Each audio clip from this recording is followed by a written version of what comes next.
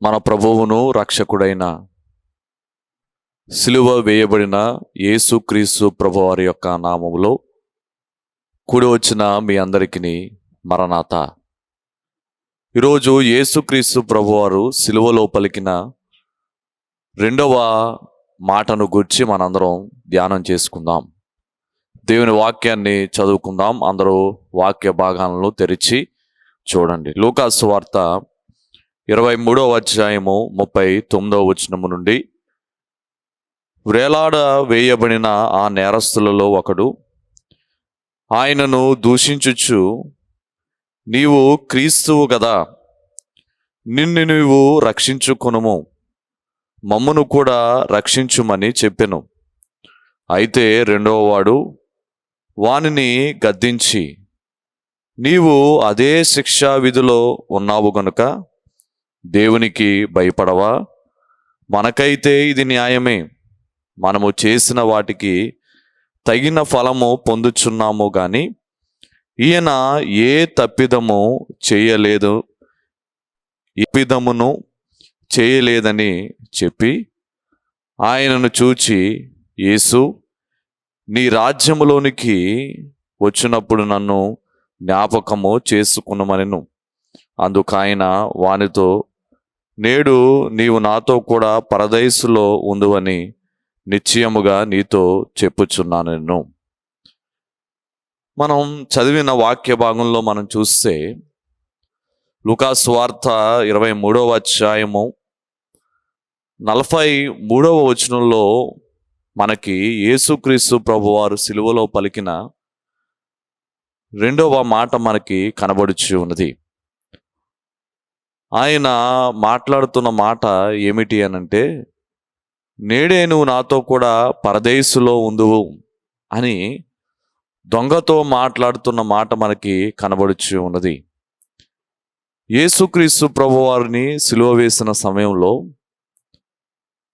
ఇద్దరు దొంగల మధ్యన ఆయన సిలువ వేయబడ్డారు. కుడివైపున ఒక దొంగ, ఎడం వైపున ఒక దొంగ.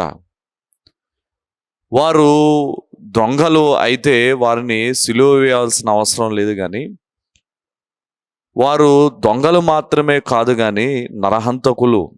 అంటే వారు దొంగతనం చేయడానికి వారు అనేక మందిని హింసించారు, అనేక మందిని కొట్టారు, అనేక మందిని తిట్టారు, అనేక మందిని వారు ఎన్నో ప్రయాసలు పెట్టి హింసించి వారి దగ్గర నుంచి ధనాన్ని లాక్కున్నారు.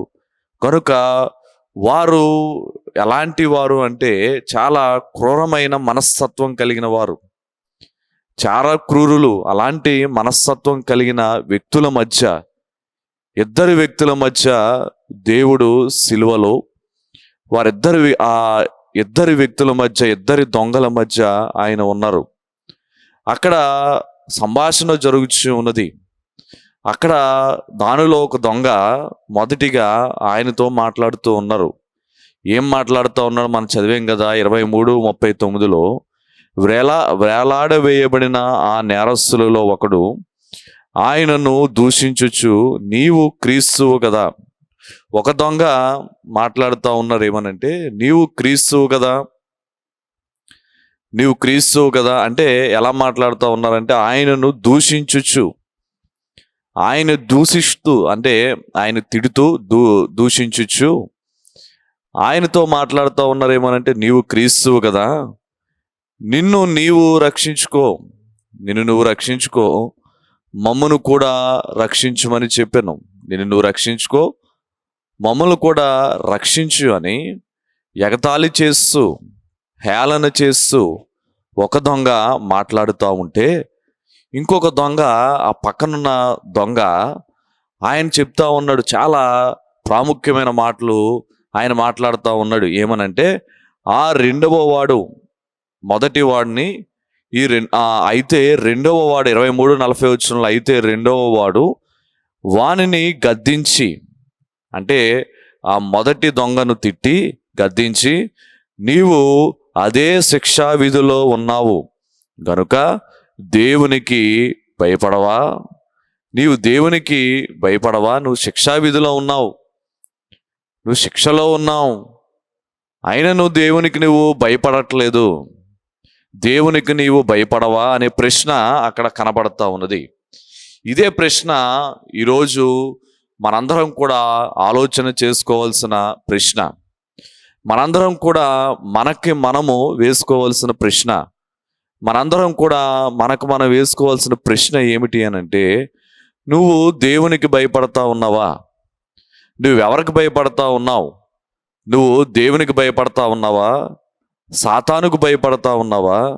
నువ్వు ఎవరికి భయపడతా ఉన్నావు? మనం సామాన్యంగా మనుషులమైన మనకి భయము ఖచ్చితంగా ఉంటుంది, భయం ఖచ్చితంగా ఉంటుంది. అయితే మనం ఎవరికి భయపడతా ఉన్నాం?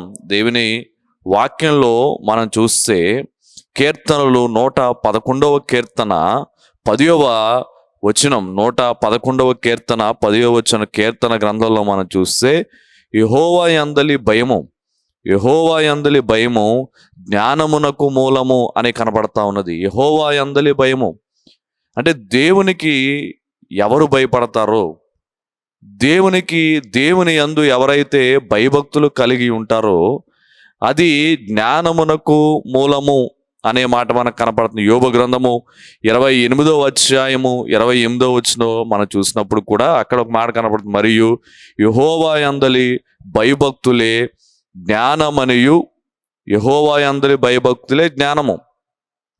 జ్ఞానం అంటే ఏంటి అనంటే యెహోవా యందలి భయభక్తులే జ్ఞానము అని మనకు కనపడి, యెహోవా యందలి భయము కలిగి ఉండటే జ్ఞానము. జ్ఞానము కలిగి ఉండడం అంటే యెహోవా యందలి భయము కలిగి ఉండటయే జ్ఞానమని యోబు గ్రంథంలో మనకి కనబడుచు ఉన్నది. దేవునికి మహిమ కలుగును గాక. బలో క్రీస్తు మహారాజుకే. ఇప్పుడు రెండవ దొంగ అడుగుతా ఉన్నాడు మొదటి దొంగని, నువ్వు దేవునికి భయపడవా? నువ్వు దేవునికి భయపడవా అనే మాట ఆ దొంగ మాట్లాడుతున్నట్లుగా మనకి కనబడుచు ఉన్నది. కాబట్టి ప్రాముఖ్యమైన విషయం, మనందరం కూడా ప్రశ్నించుకోవాల్సిన విషయం ఏంటంటే, నువ్వు దేవునికి భయపడతా ఉన్నావా? యెహోవా యందలి భయమే జ్ఞానము, యెహోవా యందలి భయభక్తులు కలిగి ఉండుటయే జ్ఞానము అని వాక్య భాగము మనకి తెలియచేయచ్చు ఉన్నది. ఆది కాండము 42వ అధ్యాయము 18వ వచనంలో చూస్తే, 3వ దినమున యోసేపు వారిని చూచి నేను దేవునికి భయపడువాడను అనే మాట అక్కడ కనపడుతుంది. యోసేపుగా చెప్తా ఉన్నాను ఏమనంటే, నేను దేవునికి భయపడేవాడను, నేను దేవునికి మాత్రమే భయపడేవాడను, నేను దేవునికి భయపడే వ్యక్తిని అని యోసేపు గారు తనను గూర్చి తాను చెప్పుకుంటున్న మాట మనకి కనపడుతూ ఉన్నది. కాబట్టి ఇప్పుడు యోసేపు గారు దేవునికి భయపడేవారు కనుకనే ఆది కాండము 39వ అధ్యాయము 9వ వచనంలో చూస్తే, నీవు అతని భార్యమైనందున నిన్ను తప్ప మరి దేనిని నాకు అప్పగింపక ఉండలేదు, కాబట్టి నేనిట్లు ఎంత ఘోరమైన దుష్కార్యము చేసి దేవునికి విరోధముగా పాపము కట్టుకొందునని తన యజమానుని భార్యతో అనెను. మనం చూస్తే యోసేపు గారు తన యజమాని ఇంట్లో ఉన్నప్పుడు, యజమాని ఇంట్లో లేని సమయంలో యజమాని యొక్క భార్య తనతో పాపం చేయడానికి సిద్ధపడినప్పుడు యోసేపు గారు అక్కడి నుంచి పారిపోయారు. ఎందుకు పారిపోయాడు? ఆ పాపం నుంచి ఎందుకు పారిపోయాడు అంటే, యోసేపు గారు ఎలాంటి వ్యక్తి అనంటే దేవునికి భయపడేవాడు. యోసేపు గారు ఎలాంటి వ్యక్తి అంటే దేవునికి భయపడేవారు కనుక పాపము ఆయన దగ్గరికి వచ్చినప్పటికీ కూడా పాపము చేయకుండా అక్కడి నుంచి ఆయన పారిపోయాడు, అక్కడి నుంచి ఆయన వెళ్ళిపోయాడు. ఎందుకనంటే ఆయన దేవునికి భయపడే వ్యక్తి. దేవునికే మహిమ కలుగును గాక. బలో క్రీస్తు మహారాజుకే. కాబట్టి మనం దేవునికి భయపడే వ్యక్తులంగా ఉండాలి. ఎవరైతే దేవునికి భయపడతారో వారు పాపానికి దూరంగా ఉంటారు. ఎవరైతే దేవునికి భయపడతారో వారు పరిశుద్ధమైన జీవితం కలిగి ఉంటారు. ఎవరైతే దేవునికి భయపడి జీవిస్తారో వారు వాక్యానుసారమైన జీవితాన్ని జీవిస్తారు. కాబట్టి అక్కడ దొంగ అడుగుతా ఉన్నాడు, నువ్వు ఎప్పుడైనా దేవునికి భయపడవా? దేవునికి భయపడవా? నీవు సిలువ వేయబడక ముందు జీవితం నువ్వు ఎవరికీ భయపడలేదు, నువ్వు ఎవరికి ప్రభుత్వానికి భయపడలేదు, పోలీసులకు భయపడలేదు, దొంగతనాలు చేసావు, హత్యలు చేసావు. ఇప్పుడైనా నువ్వు దేవునికి భయపడు, ఇప్పుడైనా నీ మనస్సుని మార్చుకో, ఇప్పుడైనా నువ్వు మారు అని చెప్పి రెండవ దొంగ మాట్లాడుతూ ఉన్నాడు. ఇప్పుడైనా నువ్వు దేవునికి భయపడవా? ఇప్పుడు ఈ వాక్యం మనతో మాట్లాడుతూ ఉన్నది ఏమిటంటే, ఇప్పుడైనా నువ్వు దేవునికి భయపడవా? మనలో ఎవరైనా ఇంకా దేవునికి భయపడిన వారు ఎవరైనా ఉంటే, దేవునికి భయపడిన వారు ఎవరైనా ఉంటే, ఇప్పుడు వాక్యం మనతో మాట్లాడుతున్న విషయం ఏంటంటే, నువ్వు దేవునికి భయపడాలి. ఎవరైతే దేవునికి భయపడతారో వారు జ్ఞానాన్ని సంపాదించుకుంటారు. అసలు జ్ఞానం అంటే ఏంటంటే, దేవునికి భయపడడమే జ్ఞానముగా మనకి కనబడుచు ఉన్నది. దేవునికి మహిమ కలుగును గాక. బలో క్రీస్తు మహారాజుకే. ఇంకా మన వాక్యంలో చూస్తే అక్కడ రెండవ దొంగతో ఆయన మాట్లాడుతూ ఉన్నాడు ఏమనంటే, అప్పుడు అయితే 23:40 అయితే రెండవ వాడు వాడిని గద్దించి, నీవు అదే శిక్షా విధిలో ఉన్నావు గనుక దేవునికి భయపడవా అని ప్రశ్న అడిగి 41 ఆయన మాట్లాడుతాం, మనకైతే ఇది న్యాయమే. ఎందుకంటే మనం చాలా పాపాలు చేసాం, అంటే చాలా దొంగతనాలు చేసాం, హత్యలు చేసాం, మనకంటే ఇది న్యాయమే. మనము చేసిన వాటికి తగిన ఫలము పొందుచున్నాము, మనం చేసిన దానికి మనం తగిన ఫలితాన్నే పొందుచున్నాము. కానీ ఈయన ఏ తప్పిదము చేయలేదు, ఈయనలో ఏ తప్పిదము లేదు, ఈయనలో ఏ పాపం లేదు, ఈయనలో ఏ తప్పిదము లేదు అని చెప్పి 42 చూస్తే ఆయన్ను చూచి యేసు ప్రభువారిని, ఆ సిలువలో వేలాడుచు ఉన్న యేసు ప్రభువారిని చూచి, చేతుల్లో మేకులు కొట్టబడిన, కాళ్ళల్లో మేకులు కొట్టబడిన, శిరస్సుపై ముండ్ల కిరీటము పెట్టబడిన యేసుక్రీస్తు ప్రభువారిని చూసి, అప్పటికే ఆయన నోటి వెంబడి ఒక మాట, మొదటి మాట వచ్చింది, ప్రభువా వీరేమి చేయుచున్నారు, వీరికి తెలియదు, వీరిని క్షమించు అనే ఆ గొప్ప మాట చాలా దగ్గరగా వారు యేసుక్రీస్తు ప్రభువారికి ఆ ఇద్దరు దొంగలు కూడా చాలా దగ్గరగా ఉన్నారు. చాలా దగ్గరగా యేసుక్రీస్తు ప్రభువారిని చూచి ఆ మాటను చాలా దగ్గరగా వారి చెవులారా విని ఆయన మాట్లాడుతూ ఉన్నాడు. ఆయన వైపు చూసి మాట్లాడుతూ ఉన్నారు. ఏం మాట్లాడుతూ ఉన్నాడు దొంగ అంటే, ఆయన్ను చూచి యేసు నీ రాజ్యములోనికి వచ్చినప్పుడు నన్ను జ్ఞాపకము చేసుకో, అంటే నీ రాజ్యముతో వచ్చినప్పుడు నన్ను జ్ఞాపకం చేసుకో అనే మాట మనకి అక్కడ ఆయన మాట్లాడినట్లుగా, రెండవ దొంగ మాట్లాడినట్లుగా మనకి కనబడుచు ఉన్నది. ఇక్కడ ఇద్దరు దొంగలు మనకు కనబడుతూ ఉన్నారు. ఒకరు ఏమని మాట్లాడారంటే, నిన్ను నువ్వు రక్షించుకో, నన్ను కూడా రక్షించు అని అంటే ఆయన శరీర సంబంధమైన దానిని ఆశిస్తూ ఉన్నాడు.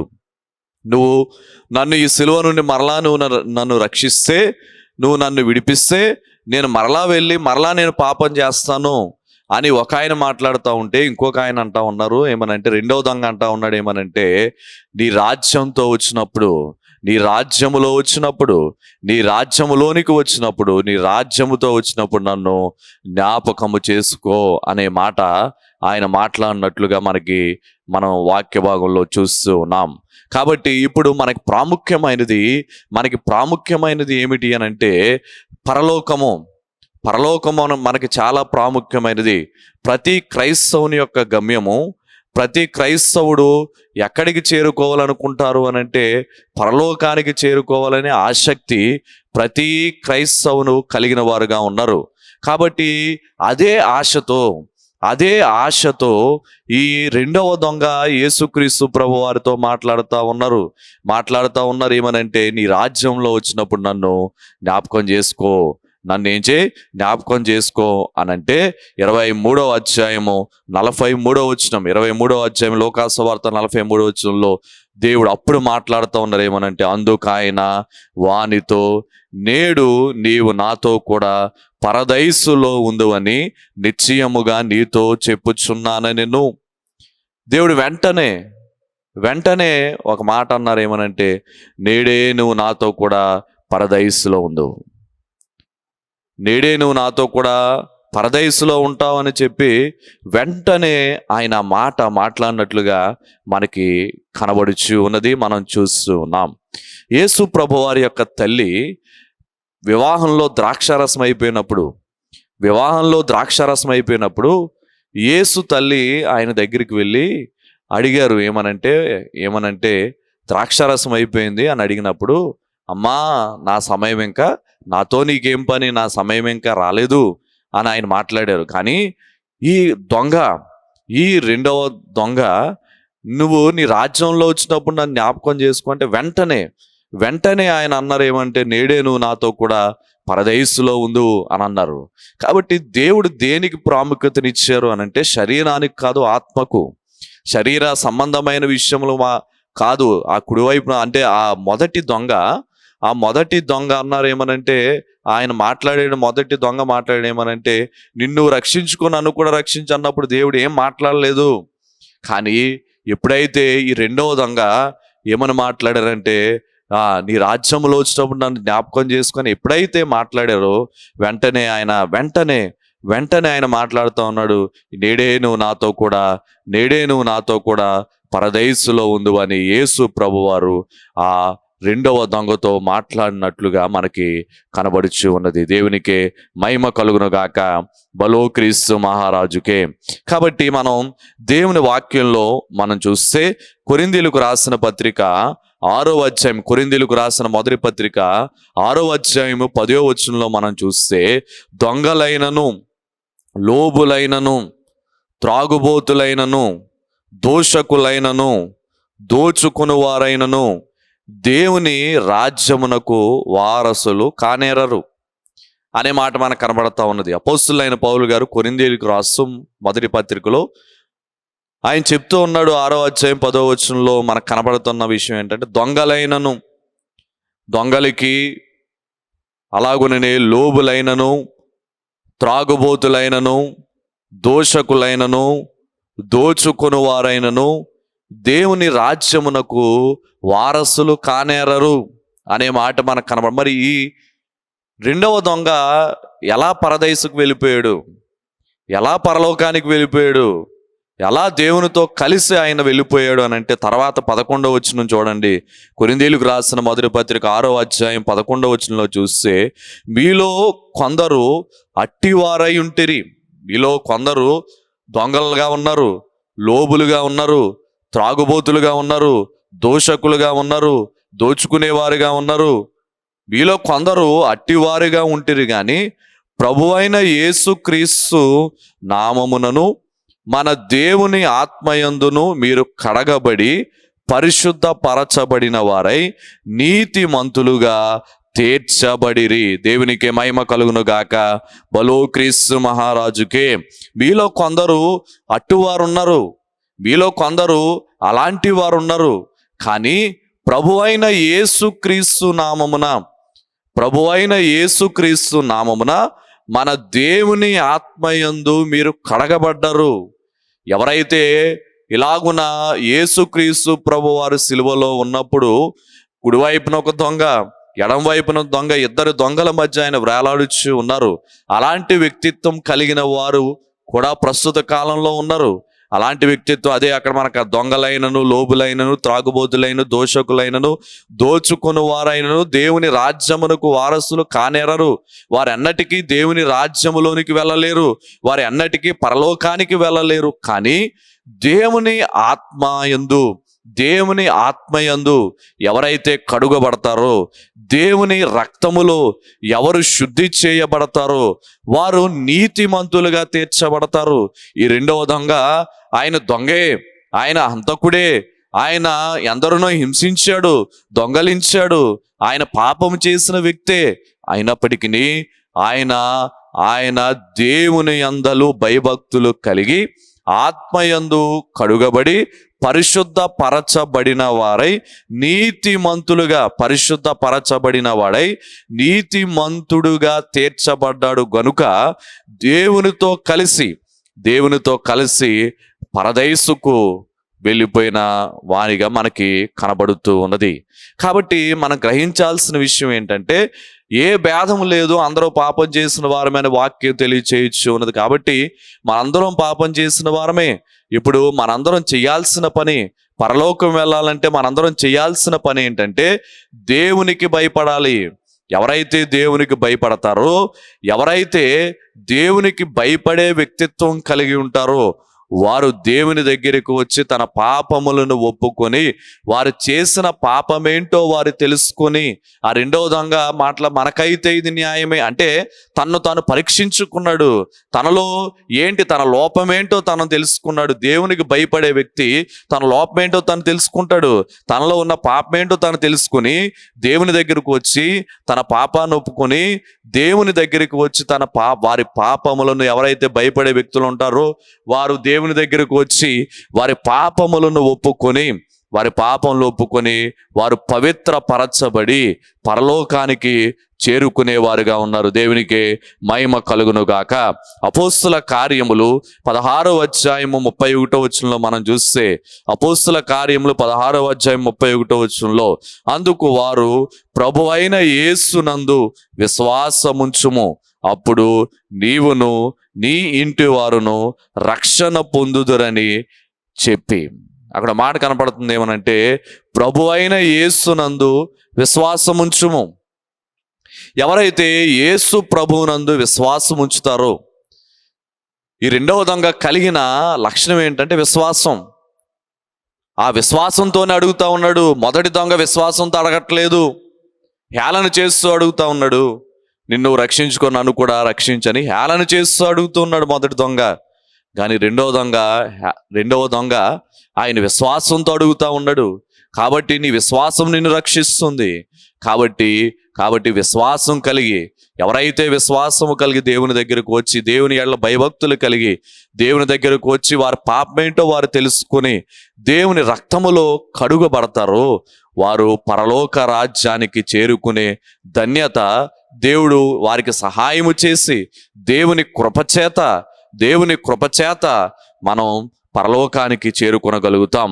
ప్రకటన గ్రంథము 22వ అధ్యాయము 12వ వచనంలో మనం చూస్తే, ప్రకటన గ్రంథం 22వ అధ్యాయం 12వ వచనంలో, ఇదిగో త్వరగా వచ్చుచున్నాను, వాని క్రియలు చొప్పున ప్రతి వానికి ఇచ్చుటకు నేను సిద్ధపరిచిన జీతము నా యొద్ద ఉన్నది అని దేవుడు మనతో మాట్లాడుతూ ఉన్నారు. ఏమనంటే, ఇదిగో నేను త్వరగా వచ్చుచున్నాను.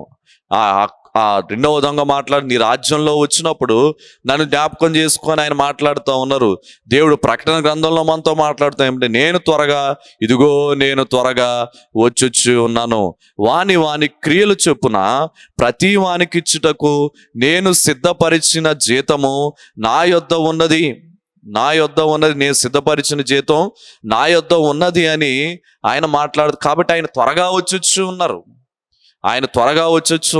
ఆ వచ్చుచున్న ఆయనను వధువు సంఘము వరుని కొరకు ఎదురు చూచుచు ఉన్నది అని మనం పాడుకుంటున్నట్లుగా, త్వరగా రానున్న యేసు త్వరగానే రమ్ము తండ్రి అని మనం పాడుకుంటున్నట్లుగా ఆయన త్వరగా వచ్చుచున్నారు. యేసు ప్రభు వచ్చుచున్నారు, ఇదిగో వినరండి అని మనం పాడుకుంటున్నట్లుగా ఆయన త్వరగా యేసు రాజుగా వచ్చుచున్నారు అని మనం పాడుకుంటున్నట్లుగా ఆయన త్వరగా రాబోతూ ఉన్నారు.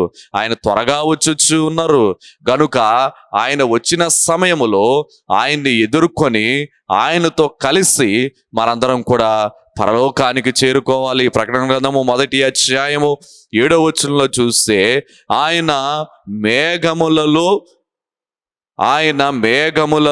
రానున్నను, ప్రతి కన్ను అతనిని చూచును, భూమి అందలి సమస్త గోత్రములు ఆయన నిమిత్తము విలపించెదరు. భూమి అందలి సమస్త గోత్రములు ఆయన నిమిత్తము ఆయన మేఘములలో రానయ్యున్నారు. ఆయన మేఘములలో త్వరగా రాబోతూ ఉన్నారు. కాబట్టి ఆయన వచ్చినప్పుడు మనం సంతోషముగా పరలోకానికి వెళ్ళిపోవాలి. అక్కడ ఇద్దరు దొంగలు ఉన్నారు. మొదటి దొంగ ఆయనలో సంతోషం లేదు, ఆయనలో కన్నీరు ఉన్నది, ఆయనలో దుఃఖం ఉన్నది. కానీ రెండవ దొంగ సంతోషముగా దేవునితో కలిసి పరదైసులోనికి వెళ్ళిపోయాడు. దేవునితో కలిసి జీవించే ఆ ధన్యతను పొందుకున్నాడు. ఎందుకు ఆ ధన్యత ఆయనకి కలిగినది అనంటే, ఆయన భయభక్తులు కలిగి, ఆయన విశ్వాసము కలిగి, తనలో ఉన్న పాపమేంటో తెలుసుకొని దేవుని దగ్గర దాన్ని ఒప్పుకొని దేవుణ్ణి వేడుకున్నందున, దేవునికి ప్రార్థించినందున, దేవునితో మాట్లాడినందున ఆయన పరలోకానికి చేరుకొనగలిగాడు. యెహోషువ గ్రంథము 2వ అధ్యాయము 10వ వచనంలో మనం చూసినట్లయితే, యెహోషువ గ్రంథము 2వ అధ్యాయం 10వ వచనంలో మనం చూసినట్లయితే, మీరు ఐగుప్తు దేశములో నుండి వచ్చినప్పుడు మీ ఎదుట యెహోవా ఎర్ర సముద్రపు నీరును ఎలాగూ ఆరిపో చేసెనో, యొర్దాను తీరమునున్న అమోరీయులిద్దరు రాజులైన సీహోనుకును ఓగునకును మీరేమి చేసితురో, అనగా మీరు వారిని ఎలాగు నిర్మూలము చేసితురో ఆ సంగతి మేము వింటిమి. మేము వినినప్పుడు మా గుండెలు కరిగిపోయెను. మీ దేవుడైన యెహోవా పైన ఆకాశమందును క్రింద భూమి అందును దేవుడే. మీ ఎదుట ఎట్టి మనుష్యులకైనను ధైర్యం ఏమాత్రము ఉండదు అనే రాహాబు అనే స్త్రీ వేగుల వారితో మాట్లాడుతున్నట్లుగా మనకి యెహోషువ గారు ఇద్దరు వేగుల వారిని పంపించారు. వారు యుద్ధం చేయాలి కాబట్టి అక్కడ పరిస్థితులు ఏంటో తెలుసుకోవడానికి ఇద్దరిని పంపించారు. వారు రాహాబు అనే వేశ్య గృహానికి వారు తలదాచుకోవడానికి వారు వెళ్ళినప్పుడు ఆ రాహాబు వారిని దాచిపెట్టి వారితో మాట్లాడుతూ ఉన్నారు. ఆ రాహాబు అనే స్త్రీ ఆ ఇద్దరు వ్యక్తులతో ఆమె మాట్లాడుతూ ఉన్నది. ఏమని మాట్లాడుతూ ఉన్నది అంటే, మీ దేవుడైన యెహోవా ఐగుప్తు దేశము నుండి మీరు ప్రయాణమైనప్పుడు ఈ దేవుడు ఎర్ర సముద్రాన్ని పాయలు చేసేశారు. దేవుడు ఎర్ర సముద్రాన్ని పాయలు చేసేశారు అనే మాట మాకు వినబడినప్పుడు, ఆ రాజులకు ఏ గతి పట్టిందో అది మేము విన్నప్పుడు, మీరు ఎలాగున వారిని నిర్మూలన చేసితురో అని ఆ సంగతిని మేము వినినప్పుడు మా గుండెలు కరిగిపోయారంటే మాకు చాలా భయం వేసింది. మా గుండెలు కరిగిపోయాను. ఆ మాట వినగానే మేము చాలా భయపడిపోయాం. మీ దేవుడైన యెహోవా పైన ఆకాశమందును క్రింద భూమి అందును దేవుడే. మీ ఎదుట ఎట్టి మనుష్యునకైనను ధైర్యం ఏమాత్రము ఉండదు. దేవునికి మహిమ కలుగును గాక. బలో క్రీస్తు మహారాజుకే. కాబట్టి మనం చూస్తే ఈ రాహాబు అనే ఆ స్త్రీ రాజుగారు, మనం అక్కడ యెహోషువ గ్రంథం 2వ అధ్యాయం 1వ వచనం, ఆ రాజుకి ఆ దేశానికి చెందిన రాజు ఇద్దరు వ్యక్తులు ఈ దేశంలో ప్రవేశించారని తెలుసుకుని సైనికుల్ని వారిని పట్టుకోమని పంపించినప్పుడు రాహాబు దగ్గరికి ఆ సైనికులు వచ్చి అడిగారు. ఏమని అడిగారంటే, మీ ఇంట్లో వారు ఉన్నారా, నీ గృహంలో వారు ఉన్నారా అనంటే ఆమె ఆ సైనికులకు భయపడలేదు, రాజుగారికి భయపడలేదు, దేవునికి భయపడింది. సైనికులకు భయపడలేదు, రాజుగారికి, జాగ్రత్తగా గమనించండి, సైనికులకు భయపడలేదు, రాజుగారికి భయపడలేదు, కానీ దేవునికి వారిని పైన దాచిపెట్టేసి వారు ఇక్కడ లేరు, మీరు చీకటి పడకముందే ఆ గవిని మూయక ముందే మీరు వెళ్ళండి మీకు వారు దొరుకుతారని చెప్పి వారిని దాచిపెట్టింది. రాజుకు భయపడే వ్యక్తిత్వం కలిగిన ఆమె అయితే వెంటనే ఆ ఇద్దరు వ్యక్తులను ఆమె పట్టించాలి, కానీ ఆమె రాజుకు భయపడలేదు, అక్కడికి వచ్చిన సైనికులకు ఆమె భయపడలేదు. కానీ ఎవరికి భయపడిందంటే యెహోవాకు, అంటే దేవునికి భయపడింది. అది యెహోషువ గ్రంథం 2వ అధ్యాయం 9వ వచనంలో చూస్తే, యెహోవా ఈ దేశమును మీకు ఇచ్చుచున్నాడనియు మీ వలన మాకు భయము పుట్టుననియు మీ భయము వలన ఈ దేశ నివాసులందరికీ ధైర్యము చెడుననియు నేనెరుగుదును అనే మాట మనం ఆమె మాట్లాడుతూ ఉన్నది. ఏమని మాట్లాడుతుంది? ఈ దేశమును యెహోవా ఖచ్చితంగా మీకు ఇచ్చేస్తారు, ఈ దేశమును దేవుడు ఖచ్చితంగా మీకు ఇచ్చేస్తారు, మీ వలన మాకు భయం పుడతా ఉంది, మీ వలన మాకు భయం పుడుతుందని నాకు తెలుసు. కాబట్టి ఆమె రాజుకు భయపడలేదు, ఎవరికి భయపడింది? దేవునికి భయపడిన స్త్రీగా మనకి అక్కడ కాబట్టి ఆమె రక్షించబడింది. ఆమె మాత్రమే కాదు, ఆమె ఇంటివారు రక్షించబడ్డారు, ఆమె రక్షించబడింది. ఆమె చాలా ధన్యకరమైన స్థితిలోనికి ఆమె వెళ్ళిపోయిన స్త్రీగా మనకి ఒకవైపు ఆమె వేశ్యగా కనబడతా ఉన్నది. వేశ్యగా ఉన్న స్త్రీ ఎలా మారిపోయిందంటే చాలా గొప్ప వ్యక్తిగా, చాలా గొప్ప స్త్రీగా ఆమె మారిపోయింది. ఎందుకు మారిపోయిందంటే ఆమె దేవునికి భయపడింది. ఆయన రెండవ దొంగ, ఆయన దొంగే, ఆయన చాలా పాపం చేసిన వ్యక్తే, ఆయనను దేవునికి భయపడ్డాడు. దేవునితో కలిసి పరదైసులోనికి వెళ్ళిపోయాడు. ఈ రాహాబు అనే వేశ్య రాజుకు భయపడలేదు, కానీ దేవునికి భయపడింది. గనుక ఆమె ధన్యకరమైన స్థితిలోనికి ఆమె వెళ్ళిన వ్యక్తిగా తన ఇంటి వారిని రక్షించుకుంది. తన మాత్రమే కాదు, తన ఇంటి వారిని రక్షించుకుంది, తన తల్లిని, తన తండ్రిని, తన సహోదరులను అందరినీ రక్షించుకుంది. గనుక మనము కూడా దేవునికి భయపడచ్చు. మనలో ఉన్న పాపమేంటో మనం పరీక్షించుకొని తెలుసుకొని మనము దేవుని సన్నిధిలో దేవుణ్ణి వేడుకుంటే దేవుడు కూడా ఖచ్చితంగా ఆ దొంగను ఎలా అయితే రక్షించారో, ఈ రాహాబు ఎలా అయితే మనం చూసినప్పుడు మనం రక్షించబడిందో, అలాగే దేవుడు మనల్ని కూడా రక్షించి ఆయన రెండవ రాకడలో వచ్చినప్పుడు మనల్ని పరలోకానికి తీసుకుని వెళ్తారు. అట్టి భాగ్యము ఈ వాక్యము వినుచున్న మనందరికీ నీ దేవుడు దయచేయును గాక. ఆమెన్. పరిశుద్ధుడు అయిన మా తండ్రి, దేవా, మీరు మాట్లాడిన రెండవ మాట ఇప్పటిదాకా మీరు మాతో మాట్లాడిన వారుగా ఉన్నారు. ఆ మాటను ధ్యానించడానికి మీరు కృప చూపించారు. వినిపించబడిన మాటలు మా అందరి హృదయాల్లో దేవా మీరు భద్రము చేసి మా వినికిడిలో భద్రపరచి వాక్యానుసారంగా జీవించడానికి వినబడిన వాక్యానుసారంగా మేము జీవిస్తూ దేవా మీకు భయపడుతూ, దేవా మీకు మాత్రమే భయపడచ్చు. దేవా మాలో ఉన్న పాపం ఏంటో మేము తెలుసుకొని, ఆ దొంగ ఎలా అయితే తెలుసుకొని మనకి ఇది న్యాయమే అని ఎలా అయితే తన పాపాన్ని ఒప్పుకున్నాడో, కనుక మేము కూడా అలాగున దేవా మా పాపాలను మేము ఒప్పుకొనొచ్చు శుభ్రపడి, దేవా మీ సిలువలో కాచిన రక్తము చేత దేవా మేము కడుగబడి దేవా పరలోకానికి చేరుకునే ధన్యత మా అందరికీ దేవా మీరు దయచేయమని యేసు పరిశుద్ధ నామములో అడిగి వేడుకొనుచు ఉన్న మా పరమ తండ్రి, ఆమెన్. పరలోకమందున మా తండ్రి, మీ నామం పరిశుద్ధ పరచబడును గాక, మీ రాజ్యం వచ్చును గాక, మీ చిత్తం పరలోకమందు నెరవేరుచున్నట్లు భూమి యందు నెరవేరును గాక. మరుదిన ఆహారం నేడు మాకు దయచేయము. మెడలా ప్రార్థన చేస్తున్నాను మీకు క్షమించున్న ప్రకారము మా ప్రార్థనలు క్షమించుము. మమ్మల్ని శోధనలోనికి తేక కీడించి తప్పించుము. రాజ్యము, శక్తి, మహిమ నిరంతరము నీవైనవి. ఆమెన్. ప్రవేశ రక్తమునకు జయము, అపవాది క్రియలకు లయము. ప్రవేశ రక్తమునకు జయము, అపవాది క్రియలకు లయము. ప్రవేశ రక్తమునకు సంపూర్ణ విజయం, అపవాది క్రియలకు అనంతకాల నాశనం. హల్లెలూయా, హల్లెలూయా, హల్లెలూయా. స్తోత్రం, స్తోత్రం, స్తోత్రం. Amen, amen, amen.